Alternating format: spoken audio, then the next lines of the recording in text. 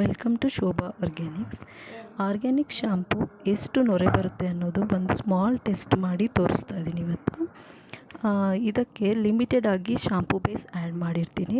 ಯಾಕೆಂದರೆ ಇದಕ್ಕೆ hair fall ಕಂಟ್ರೋಲಿಗೆ ಮತ್ತು ಹೇರ್ ರೀಗ್ರೋತ್ ಆಗೋದಕ್ಕೆ, ಹೊಸ ಹೊಸ ಕೂದಲು ಹುಟ್ಟೋದಕ್ಕೆ ಮತ್ತು ಹೇರ್ ಬ್ಲ್ಯಾಕಾಗಿ ಕಾಣೋದಕ್ಕೆ ಮತ್ತು ಡ್ಯಾಂಡ್ರಫ್ ಕಂಟ್ರೋಲ್ಗೆ, ಇರಿಟೇಷನ್ ಎಲ್ಲ ಹೋಗೋದಕ್ಕೆ ಅಥವಾ ಕಡಿಮೆ ಆಗೋದಕ್ಕೆ ಏನೇನು ಇಂಗ್ರೀಡಿಯೆಂಟ್ಸ್ ಯೂಸ್ ಮಾಡಿದ್ದೀವಿ ಶಾಂಪುಗೆ ಅದ್ರದ್ದು ಎಫೆಕ್ಟ್ ಗೊತ್ತಾಗಲ್ಲ ಇಲ್ಲಾಂದರೆ, ಶಾಂಪೂ ಬೇಸ್ ಜಾಸ್ತಿ ಯೂಸ್ ಮಾಡಿಬಿಟ್ರೆ. ಸೊ ನಾನು ಲಿಮಿಟೆಡ್ ಯೂಸ್ ಮಾಡಿದ್ದೀನಿ.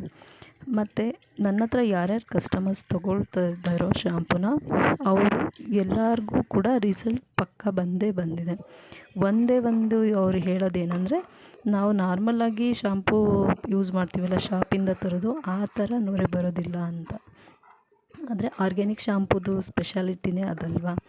ಸೊ ಯಾರಿಗೂ ಬೆನಿಫಿಟ್ ಸಿಗದೇ ಇಲ್ಲ ಇದುವರೆಗೂ, ಎಲ್ಲರೂ ಒಳ್ಳೆ ರಿಸಲ್ಟ್ ಸಿಕ್ಕಿದೆ ಅಂತಲೇ ನಂಗೆ ಫೀಡ್ಬ್ಯಾಕ್